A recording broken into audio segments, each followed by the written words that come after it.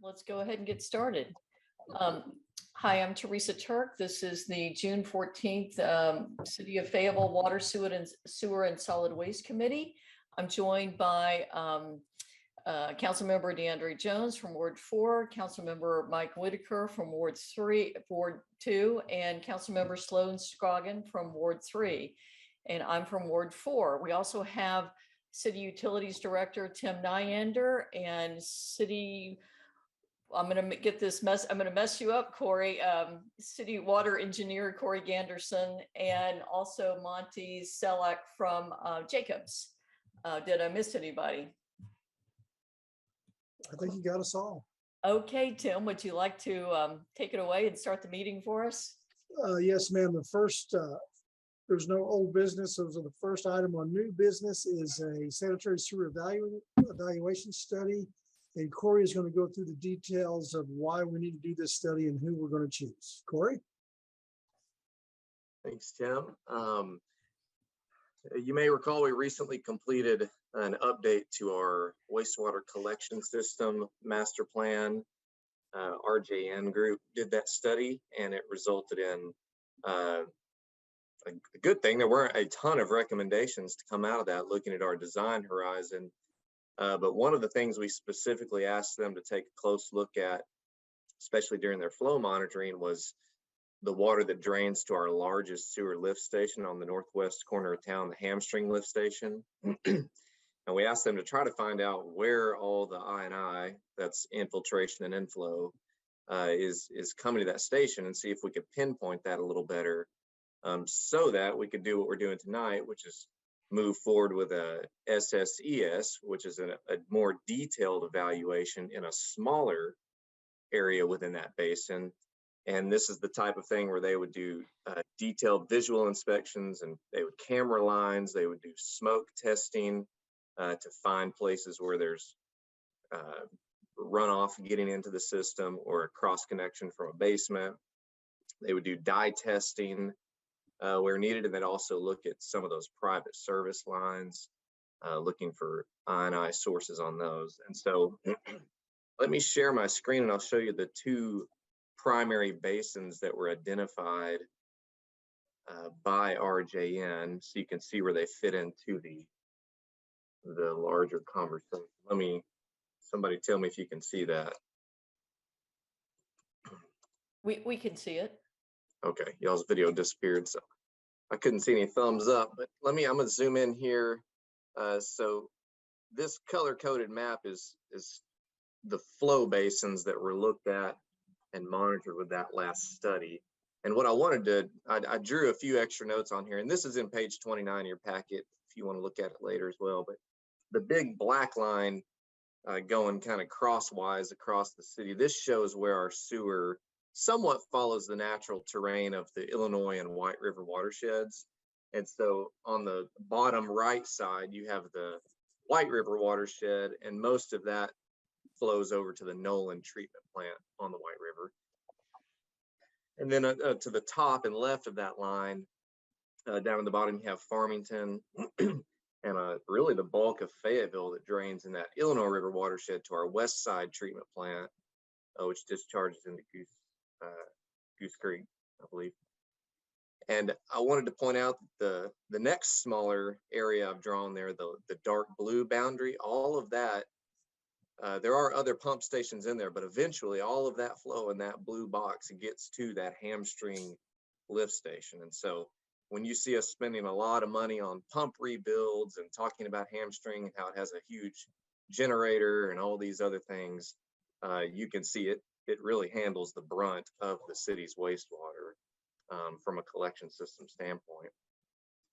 And so within the larger basin that drains to Hamstring, you can see these two red basins identified.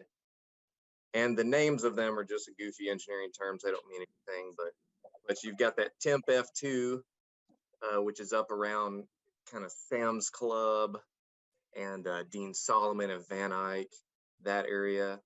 And then you have this SFM04, which is kind of Weddington, Porter Road, somewhat in that region, a little bit towards the U of A, over to I-49. And so those are the two basins that were identified as needing they'd be the best bang for our buck, so to speak, for this more detailed, in-depth investigation. And so there's a group that we formally selected for this called Trek, and they are kind of new to our area, but not new to the industry. However, all the other municipalities in Northwest Arkansas have already been using them and have had great reviews of their work. And so we're excited to give them a try and bring in some new perspective on this. And in comparing their fees to previous SSCSs we've done, when you look at number of manholes and linear feet of pipe versus their overall fee, it's in line with what we've spent in the past. So we think we're getting a good deal here.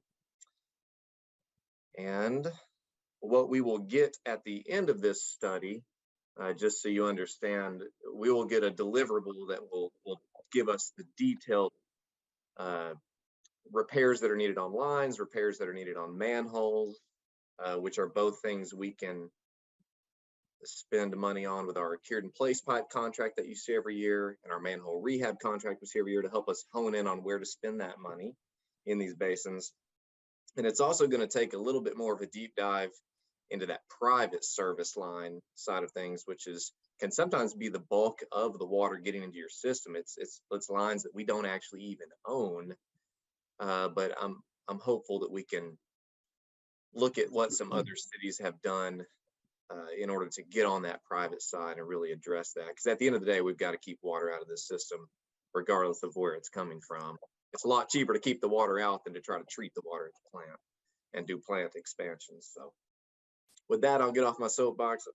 I'm excited about this project. The total fee is $428,290.25. I know that sounds like a lot, but this is a whole lot of boots on the ground, man hours, spending time out there literally looking in every single pipe and manhole. So this is in line with what we've seen on other SSESs.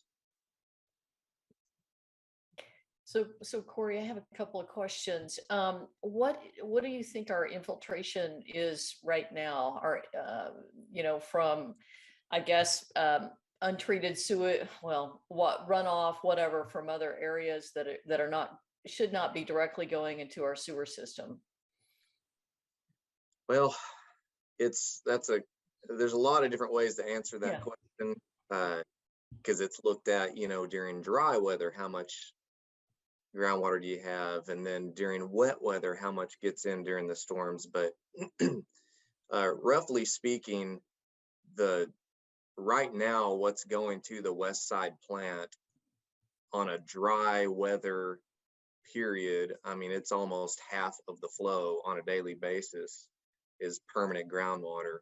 That's according to our most recent flow monitoring. And what I want to say about that is that that's not perfect science, because that was a really wet year that flow monitoring was done. So there was a lot more groundwater available with a little bit higher head pushing it into the pipe.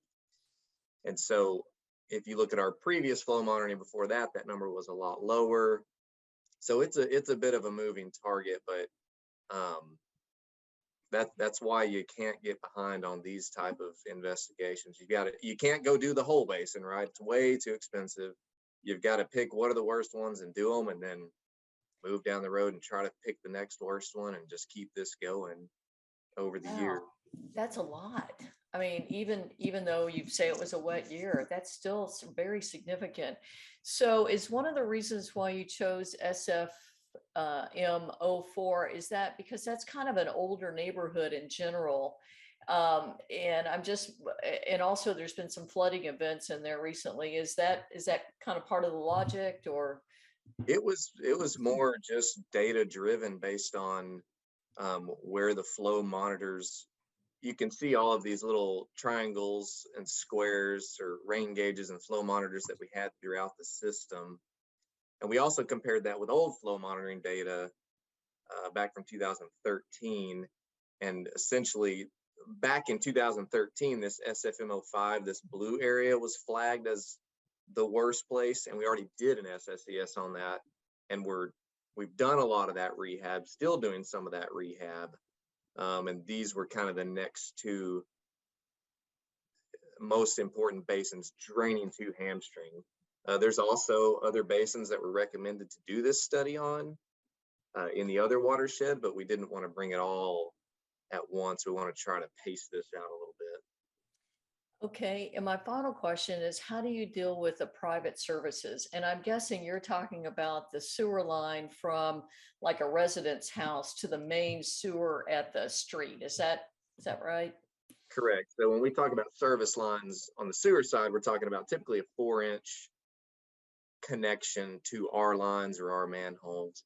And so typically the city, quote unquote, owns that line if it's under a street or under pavement. But kind of once you get in the resident's yard, it's their ownership from that point on. And so the simplest solution that has the most bang for your buck is just when people have they're either missing that clean out cap up by the house, or it's been mowed over and destroyed and you've got a downspout looking right at it off the house. And so those are some of the easiest obvious things that the smoke testing will reveal very quickly, because there will just be billowing smoke in their front yard. Those are very easy to fix. When you start to get into the actual line being crumbly and having issues, that's not so easy. Fayetteville has historically never really gotten into that realm. It essentially has to fail for the owner to have to get in there and to do some work on it. However, I've done some research with the city of Little Rock is actually the Water Reclamation Authority. They've done quite a bit of work to get legal releases and things like that, where they can get on there and on the city's dime or on the utilities dime, go in there and fix those.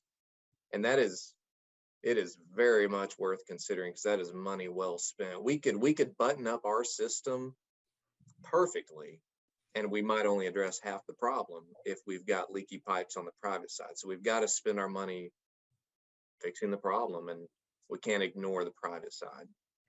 So I have an old house. I'm just going to use me as an example. I think the sewer line, it was replaced up to the clean out chute, and I definitely have a cap on the clean out chute, but there's probably another 20 feet there until it hits the road or hits to where the sewer line is.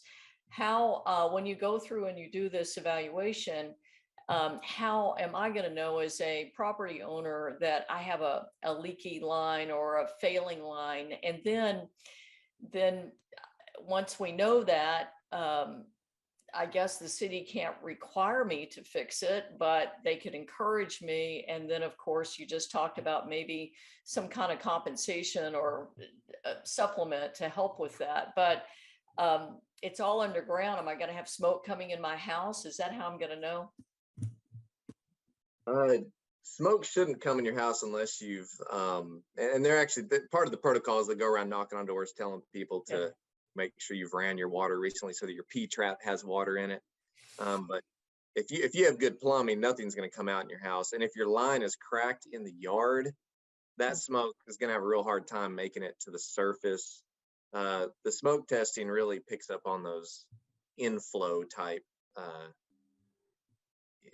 issues where you've got an actual hole in a pipe that's surfaced or a clean out cap that's broken and missing. But honestly, part of what we have tasked Trek with is to help us come up with a game plan on the private I&I, because they have that's kind of an industry shift that's happened in the last decade or so. You've seen a lot more focus on utilities saying, okay, we can no longer ignore private side I&I and keep making our plants bigger and bigger. We've got to address it. And so there's not a whole lot of track record for how to go about that. And so we're hoping Trek can help us see what they've done in other communities and give us suggestions on that. Interesting. Thanks for answering all my questions. Do other committee members have questions or comments? I do have one comment, Madam Chair, that one of the technologies that have been used in the cammering using the CCTV in a sewer is when they get to a sewer tap from a private residence, they can turn left or right and look up that service line. And that might be able to tell us something as far as the eye can see, so to speak. And that could be helpful, but they have lateral launchers, they call it, that can actually look that direction and see what's up. And that's a small step in the right direction, but it doesn't solve the problem at this point.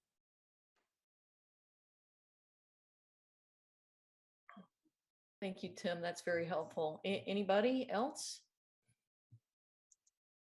Okay, do I hear a motion to approve this item and send it forward to a city council, or recommend we send it forward to the city council? So I'll moved. move. Second. Okay, all those in favor say aye. Aye. Aye. Any opposed? Okay, the motion passes. Our next item is the Gregg Avenue Lift Station pump repair. Thank you, Madam Chair. The Gregg Avenue lift station is just on the outskirts of Johnson. It's had a pump go down. I'm going to ask Monty Sedlak, the Jacobs project manager, to discuss what the deal is with that pump. Monty? Hey, thank you, Tim. So we have there were 4 pumps in the station, and we had one of the pumps fail, and we took it to Electric Motor Center for evaluation to find out what was wrong with it. They had it on the bench, they opened it up, and they found that it was damaged. And the repair quote is $38,000, $845 for that pump. It's an 85 horsepower pump, so it's a very large pump. There are, and what we're asking for is a bid waiver because they did the investigative work, and they have it on their bench in their shop, and they're ready to make repairs. But I would like to add that the reason that we take it to Electric Motor Center is because they consistently give us the lowest price on repair costs. They're a local business, and they do excellent work. There are 3 other vendors that could repair a KSB pump: Jack Tyler, JCI Industries, and J.R. Stewart. For reference, J.R. Stewart has had one of these pumps in their shop for 1.5 years. So we have, other than the value that Electric Motor Center brings, they have an excellent turnaround, accessibility to parts, and are an all-around good business. And so that's why, for those reasons, we're asking for this. Do any members have any questions for Monty? Madam Chair, when we do take this to the city council, we will recognize Arkansas code, hidden damages code, that says that you don't need to do a bid waiver if you've already paid for the equipment and you're repairing it. I mean, it seems like the most efficient thing to do. So, and I appreciate, Monty, you going over the vendors and what your experience has been with those in the past. Okay, do I hear a recommendation to move this forward to the city council? I would like to recommend that we move this item forward to city council. Second. Okay, all those in favor say aye. Aye. Aye. Any opposed? Okay, thank you. Next item is the Nolan Macerator Pump 2 replacements. Thank you, Madam Chair. The Nolan plant has 2 what we call Massey pumps, but they're macerator pumps. They break up the solids from the screening process. Got a couple there that's been rebuilt several times that are getting very old. And I would ask Monty to go into a little bit of detail, please. Monty? Sure, absolutely. So these macerators are after the after the band screens, and they take this whatever floatables and junk that we have, and they grind it up so we can separate the organics from it. And then when that goes into a dumpster, they're heavy duty units. They get a lot of work, as the articles has said, the documentation. The challenging thing with these particular units is that Ovivo USA has a very restrictive marketing and territory plan, and they are the only vendor that makes these particular pumps and these units. So it's not something that we can bid.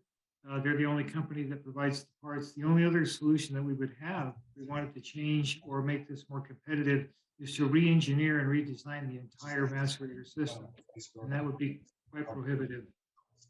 So for that reason, we're asking for a bid. Talks a lot about it, and he's really like close to it and all that. Councilmember Jones, I think your mic is on.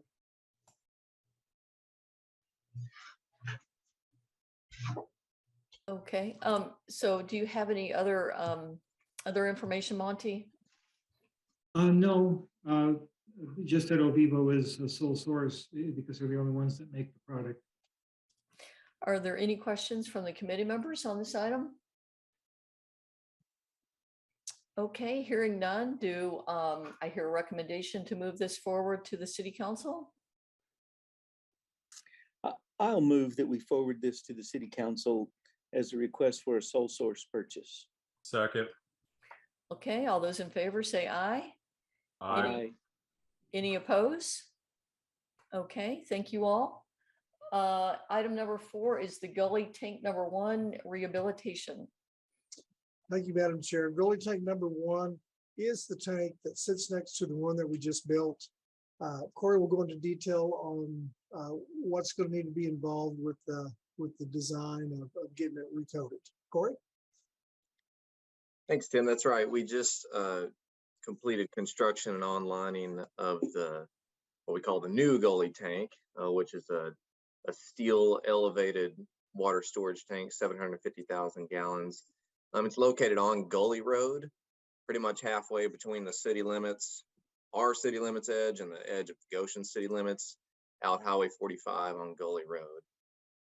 And the existing tank was constructed in 1999, and it is due for recoatings work, so removing the internal and external paint that's on the tank and replacing that. It's reached kind of its useful life cycle. This is typical maintenance. It was inspected in 2018 by a specialist at Garver, and it was recommended to be kind of repainted, at that time immediately, but we just kind of scheduled that in. We really couldn't take it offline to paint it until this new tank was in service. And so now we've got the new tank in service, and we want to go ahead and move forward with the engineering design required to move this project forward. I do have a quick picture I can share. For reference, this picture is a little bit outdated, and you'll see what I mean. So in the foreground of this picture, you can see the quote unquote new gully tank, but of course it was back in the fall when it had not been painted yet.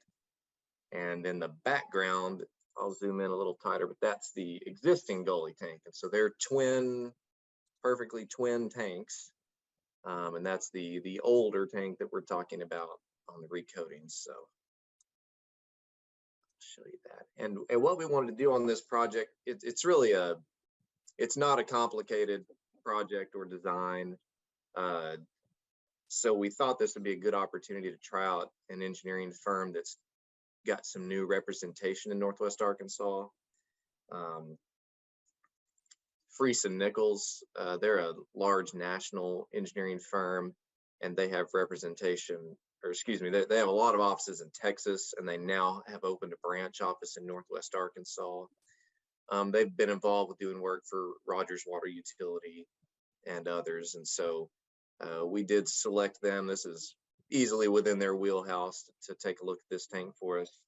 And their scope and fee is right on line with other scopes and fees I've compared with other engineers for other tank repaintings that we've done recently. And I think, oh yeah, the actual fee here is $131,900. That covers the engineering to get us through to the bidding. It also includes all those construction phase services for inspections, including kind of a third-party specialist for the painting and coatings that we do on these. And so I think with that, I'd be happy to take any questions you have. So Corey, that's everything. That's the inspection, that's the paint job, there's no design in here. I know usually we go through these different processes, but it's almost $132,000 to get that tank back into good service and compliance. Did I understand that right? No, I might have some bad news for you. It's about $1 million to repaint the tank. Okay. All right. Thank you for clarifying. I thought this was a pretty good deal. So. And so the $131,900, that is to hire the engineer to prepare the plans and everything we need, do the design, to get it bid, also all of their time during construction. So I won't come back to you with an amendment. for this project. Next time you hear from me on this project, it would be a contractor awarding a bid to do the painting. Okay, thank you for clarifying. Yeah, I thought that was pretty low for the amount of money we usually spend at this committee or recommend for expenditure. It's Gotta get unrelated. barometer for it. You're starting to. Yeah. It's unrelated to water, but are there any cell facilities on either of our tanks that we're leasing space for? Oh, we've got them everywhere, Mike. Now on the goalie tank, the new one, we've kind of held back from putting anything on it, but the biggest one is the Mount Sequoia tank. We typically call that a antenna with a little bit of water underneath it because it's used for everything. But yes, and we do get roughly between $2,000 and $2,500 a month for each company that has antennas on the tower. I just didn't see any on the photos of these, and I thought, oh, it might be an opportunity. But that's all. I won't take up your time.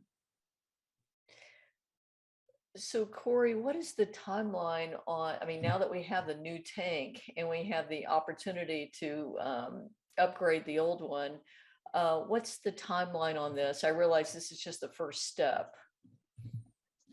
So there's a draft schedule in the packet, and what I negotiated with the engineers, I said, I want the engineering part of this done by the spring of the, I guess that'd be 2023 spring, so that we can hit that good painting window. And a tank this size, I mean, it would only need to be offline for 2 months, maybe 3 at max. Before it can be filled back up with water. But that'd be the goal, is to paint it during the good weather next year. Okay, thank you. Do any committee members have any questions for Corey about this topic or anybody else? Okay, do I hear a motion to move this forward to the city council? So moved. Second. Okay, those in favor say aye. Aye. Anybody opposed? Okay, the motion passes. Our final item is the 24-inch water line reconstruction. Madam Chair, since we just talked about the gully tank, would it be permissible to show the committee a few pictures of the new tank being constructed? Because it is finished at this point. Oh, absolutely. We'd love to see them. Okay, I'll buzz through them pretty fast because there's 87 pictures. But anyway, I'll go through them pretty fast. Can everybody see that? That is bare ground before anything was done where the tank was built. The gully tank that Corey just talked about is to the immediate left of that piece of ground right there. That's just the driveway saying there's going to be water tank. So first thing that happens is, of course, the foundation, which is one of the most expensive parts and the most important part of a water tank, is having a good base underneath it. So there's excavation for the foundation, and then they start putting the rebar in. A lot of rebar, a lot of steel goes into this process. And this started in, as it says, November of 2020. Next would be the forms going around in order to pour the concrete. There's already some concrete poured at the base, and now they're building forms on top of it. Then we have forms again. Like I said, I get out there and take a lot of pictures because it is an exciting process. And so forms, and more forms. Okay, there we have it after the thing has been poured, and now we're backfilling the foundation. We also have the pipes that are in place here that go to the new tank once the tank gets built. And there would be what you see left of the foundation after it's all backfilled, a ring around there. There's a shot of the old tank, by the way. So now they're bringing the equipment in to start building the tank. And we start with the center pipe that's going to serve as the pedestal for the crane that they're going to be using to lift all the steel. And here is the first ring of skirting that is going around the tank. And as you can see, progress is on. We're into December now. There, the crane is installed at the top of the pipes. This pipe that they use also stays there as part of the tank when it's finished being constructed as well.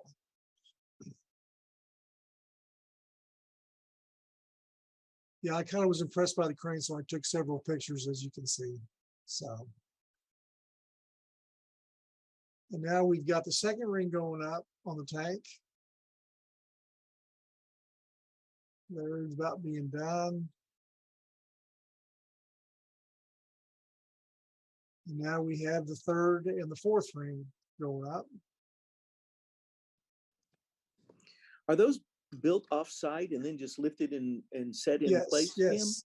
Every piece of metal is designed and built at a factory and then hauled in on a truck. So everything fits into place. And they do the welding and the grinding here on site.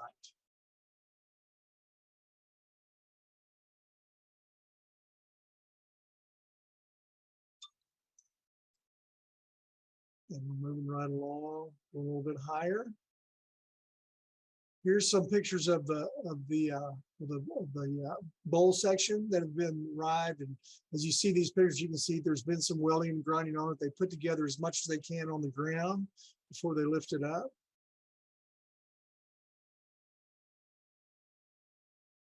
Big pieces of steel, they are. So here's as they're starting to form the bowl, they've got the bottom of it form welded and they're starting to move up with it.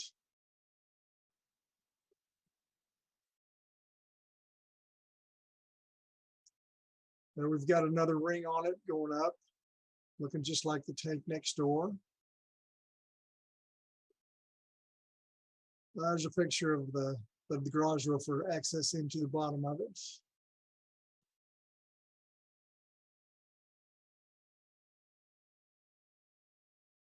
Here we've got the third ring going up. And here is the windstorm that everybody talked. If you remember back in April, the top of the tank was open and we had that massive straight line winds, and it took that heavy duty steel and it looks like a noodle there next to it. And so the tank company is fully insured. When something like this happens, it's no cost to the city. The only thing that it did do is it delayed the project because they had to cut that off piece by piece and get it off of there. And then once again, they're at the base of the bowl again, and they need to start over. So here they go. I'm going to start over again. We're now into April of 2021. And so we build it up, lift the steel columns up, get them up there in place. Very impressive on the work that they do, I must admit. Now we're getting to the point where they're going to put the top of the bowl in place and weld it into place. I couldn't really lift my arms high enough to show that, sorry. There's some of the roof panels right there. They're not shiny, it was raining that day. Okay, from further away, you can see that they're up there putting the bowl, putting the panels in place, welding and grinding, a lot of welding and grinding to get it just right.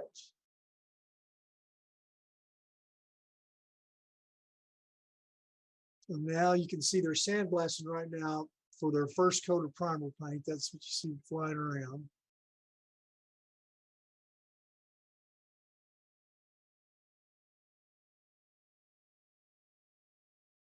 I know, it took a lot of pictures. Okay, so here it goes, we're getting painted now. This primer coat, the best way to put it on is with rollers, and that's exactly what they do, up and down on a scaffolding. And so that's these pictures of getting the primer coat on. There's the fellas doing their thing.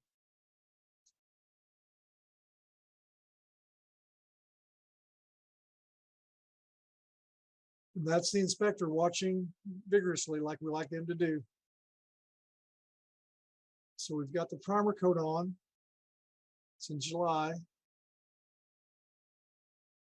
The inside here's the inside with the primer coat on these two pictures. And then this third picture, or maybe I should say the fourth picture, that's the final coat. You can see it's a different color and it's a different texture.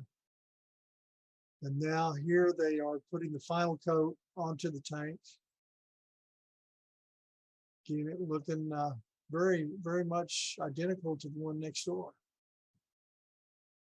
Here's the floor on the inside. All the piping comes up through the bottom of the floor, so they had to get all that in place before they poured the floor. And so there is the floor in place.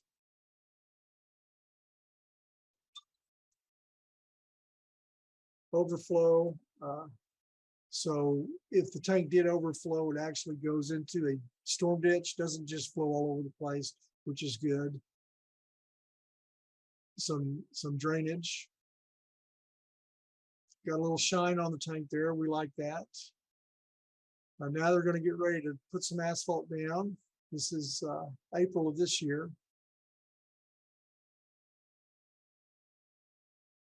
And then after we get the asphalt down, then we have the final fencing. We actually removed part of the fence off the old tank, and we surrounded both tanks in one fence as one facility.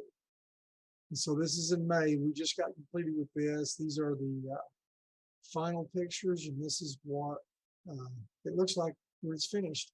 Like I said, we've got 2 more tanks going on right now, and the other 2 are 2 different designs. And so we'll bring those forward too to show you when they're done. One on Township and one on Benson Mountain out on the east side. Thank you, Tim. Yeah, I just wanted to real quick go through those 87 pictures. You know, I know it was quick, but No, that's great. That's great. So all of these tanks and the rehab and everything, that's all in the CIP. So those are all Yes. budgeted. yes, they're all Way out. budgeted. We have the priority of which ones we do first. The big reason for the duplicate, the second gully tank, is we were having problems with fire flow protection on the east side because the east side also serves Goshen. And we've got all the tremendous growth, Waterford Estates, and those housing conditions, as well as going out to Goshen.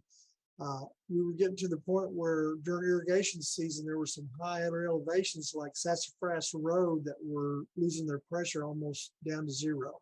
So this tank, we've still got a pump station to build with this, but right now we have 2 tanks, 750,000 gallons of water each, where in the past, the pumps would have to run all the time. Now we can actually make up the water during the downtimes and have plenty of water to serve irrigation, fire flow, and for people getting ready for work or coming home.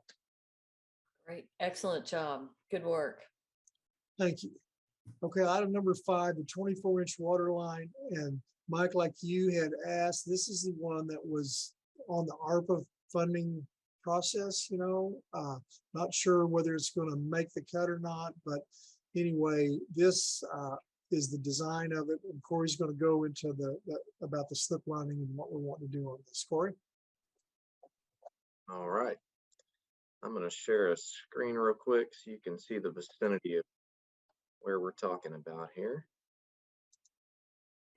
So we operate a 24-inch water line kind of along this red alignment. So you've got 71B or South School Avenue down here, and it runs just north of the Tyson Mexican Original Plant, kind of along the back of the Washington County property, and then turns and follows I-49 up behind Custer Lane and goes all the way up and connects in at MLK.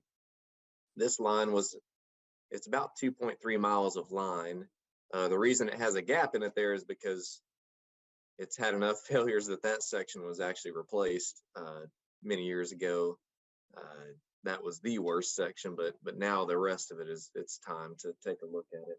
And so this line was installed, depending on where you're at on this alignment, between the 1960s and 1980s. It's primarily a ductile iron pipe that was not wrapped in any sort of plastic or protective coating. That was not very common back then. Technology didn't exist during some of that time. And unfortunately, when you have a metal pipe if you're not in corrosive soil, the pipe can last for 100 years, but we do have the Fayetteville shale, which surfaces up here at Fayetteville. Makes a lot of people money down in Central Arkansas, but up here it just surfaces and corrodes our pipes. And so this line has experienced a lot of corrosion in the bottom, in the belly of the pipe, where it actually eats the metal away from the bottom. And so we've experienced numerous frequent either a leak that we can put a clamp on, or a total blowout where we cut out sections of pipe and have to, put in a new section. And so this pipe is just a whole series of clamps and band-aids through here. And it's kind of been on the priority list for a pipeline replacement for a long time. And the more leaks we've had on it, the more we talked about prioritizing this for, we can't go replace it at the drop of a hat. We've got to have the engineering in place. And with the thought of this ARPA money possibly coming down, this became a very clear candidate for that.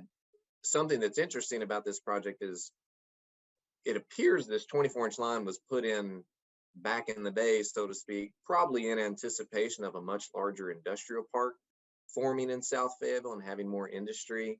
But from all of our future ultimate water projections, we don't need a 24-inch line along this alignment. We can survive with a smaller pipe, which starts to open up some really good opportunities for construction instead of having to find a second alignment in new easements and lay a new line and then get it in service and then take off the old line and tie everybody back over.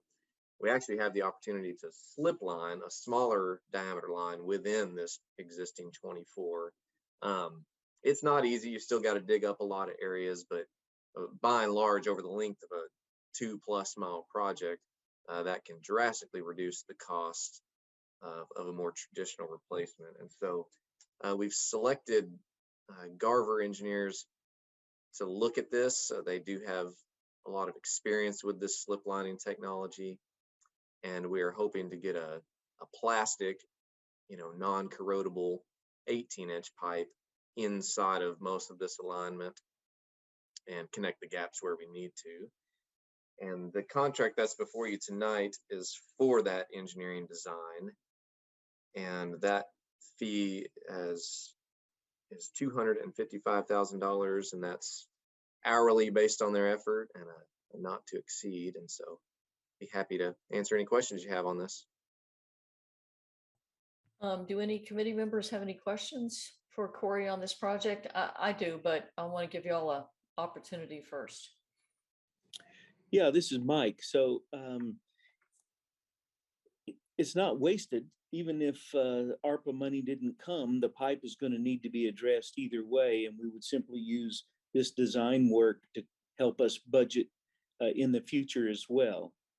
So I think the slip is a wonderful opportunity, and appreciate you guys exploring that. Thank you. So Corey, my question is, we took a tour maybe a month or two ago out to the west side, further out toward the park, and because there's a community, a neurodiverse, I hope I've got the right term correct, that may be coming in, and I'm wondering if they're successful in putting their facilities there, how this would impact them. I'm just thinking about future customers by reducing the size of the line from 24 to 18 inches. So we had Olson, they kind of own and operate our hydraulic water model. Earlier I was talking to RJN on the sewer side, but on the water side, Olson has our model, and we've projected out demands, past 2040, looked at all future land use and potential annexations and things of that nature. And there's just ample water down there. The 18 is totally fine for all of this, is what all of the analyses show. Specifically the SLS development you're talking about, where it's situated towards Mount Kessler, it's got really close proximity to our two largest storage tanks, the two Kessler ground storage tanks that are up at the top of the hill. Those are each 6 million gallons.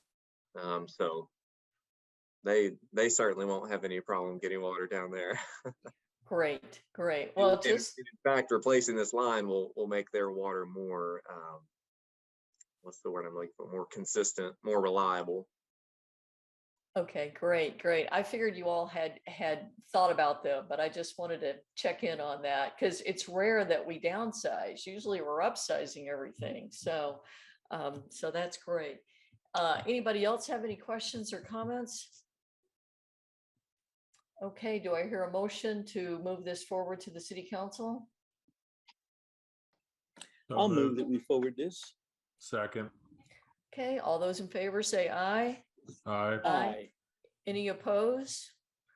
Okay, none opposed. We recommend moving that forward. And now I think our last item is Monty's wastewater treatment report. If you'd like to give that presentation now, that'd be appreciated. I was going to say, Corey, I might have forgot to email you his presentation, so I just did it while you were talking about the last item, the PowerPoint for the monthly report. I don't remember if I sent it to you or not. But you do have it now. You're muted. I can't hear you. Oh, there we go. Once I shared my screen, I couldn't find my button. Oh. Yes, Monty emailed me. Hopefully this is the right Oh. one. Monty, if it doesn't look right, say something, but I think this is it. It looks good to me, guys. Okay, so Corey, first slide. Or you mean the second slide? Okay. Or second slide. All right. Okay, so we had 100% compliance with our permit. We had quite a bit of water over the month, 643 million gallons treated and fluid total out of Nolan, 264 million gallons, and West Side was 384. We had nearly 6 inches of rainfall. Well, actually, we did have 6 inches. It was actually 5.9, I believe, at Nolan or 5.9 at BMS because we have rain gauge there, and 6.1 over at West Side. So I rounded it up to 6. We processed a lot of biosolids. 2,429 tons were produced by the wastewater treatment facilities, and 1,763 tons were partially dried and sent to the landfill. So we evaporated 666 tons of water by solar drying. So we, like as I said before, we engaged a different process with the solar drying, and so we're saving. It's a tragedy we have to send this up to the landfill, but we're doing everything we can to minimize those costs. And then also we applied 683 tons of water treatment residuals in April. We worked out a collaborative agreement with Beaver Water, and we are taking every bit of water treatment residuals, and we're using their landfill allocation so that we don't have to go to that really long haul in Yellow County. So that's been helping out tremendously. And it makes money for the city. Next slide. For maintenance on the west side, we had some VFDs that needed to be replaced. And on the Nolan, we're continuing to focus on the new mixers that we put in. And, this is kind of a May thing, or actually maybe even a June thing, but I just want to share it with the committee. We're working with Xylem Pumps and Flight Engineering, and we're working on a white paper for these mixers. And what we're doing right now is the new mixers were 1.5 horsepower mixers, and the old ones were 5 horse. So we had a 3-fold reduction in energy consumption with these new mixers and better treatment. Now we're going to adjust the mixers down to a 1.25 horse and 1 horse, and we're going to do a bank of testing on the basin to make sure that we're still receiving the same treatment. So it's possible that we can get these mixers down to 1 horse, still have the same amount of treatment, and reduce our energy consumption by 5-fold, and have a much more reliable plant. And that's good stuff. Doesn't get any better than that.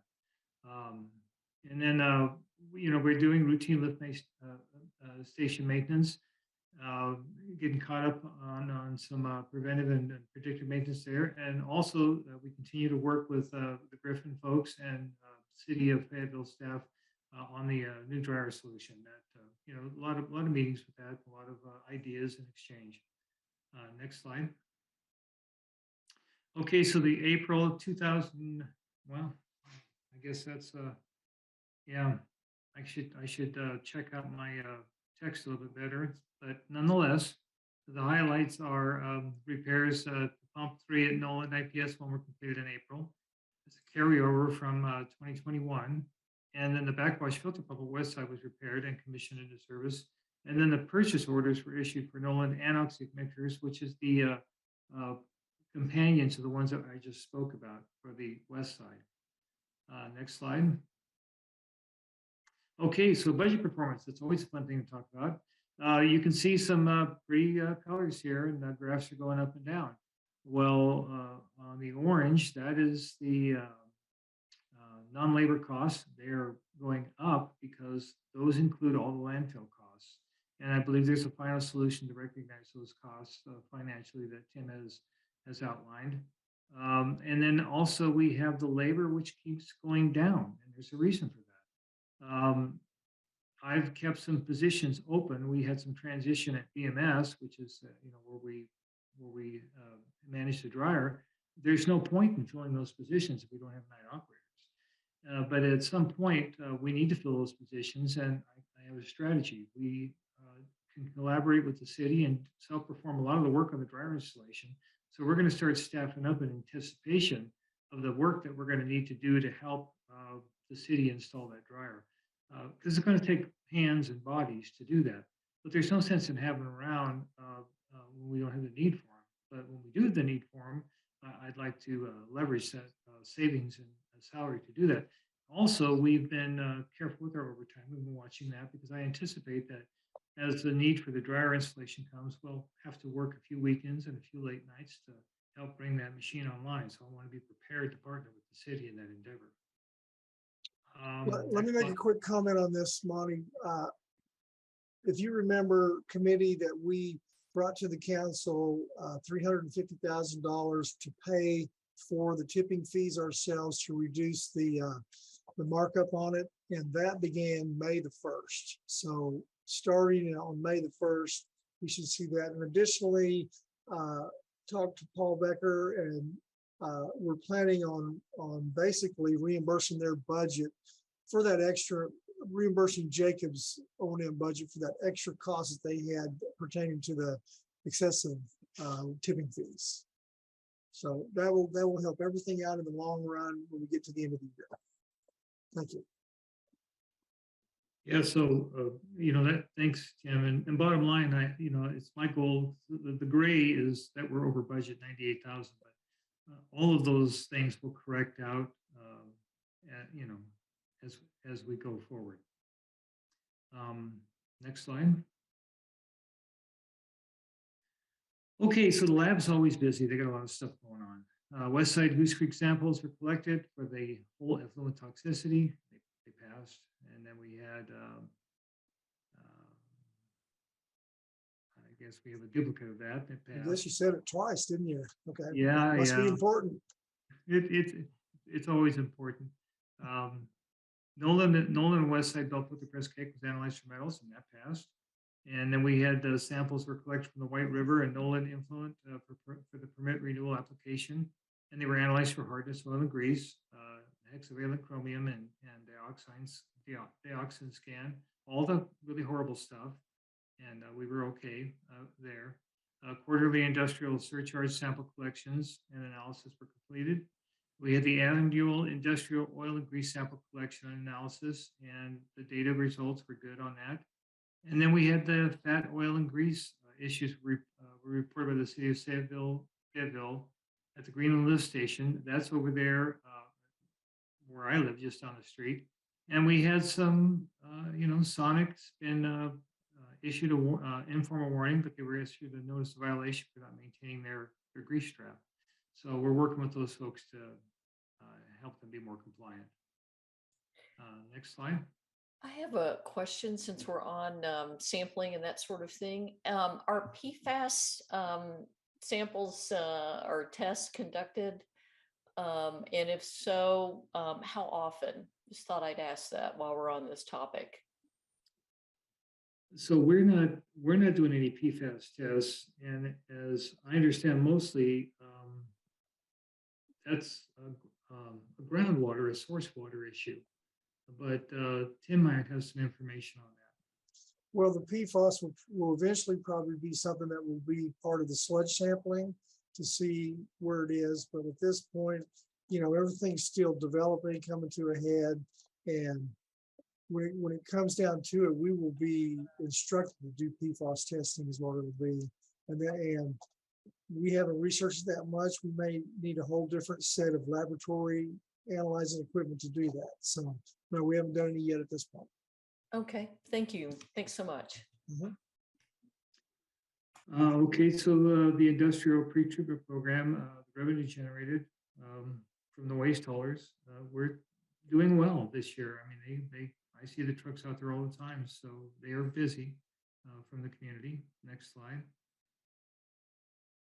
And this is always the fun part. So last month we talked about some of the kids coming out to tour the plant. We're having more folks come out, and they're really happy about it. They have a great time, and we have a good show to present to them. Next slide. And then, Jeff helps administer the Woolsey Wet Prairie, and he always has some really cool pictures. It's a beautiful place. It's a wonderful ecosystem and environment to appreciate for the community. And we always take a lot of pride in the work that we do there. Next slide. And then for sustainability, we worked with the community on the Northwest Arkansas Master Naturalist for Earth Day. And so we had a big turnout from Farmington High School, and Jacobs, helped organize and put together the volunteer program for that. And they did a lot of good work out there. And I believe that's the end, unless there's any questions.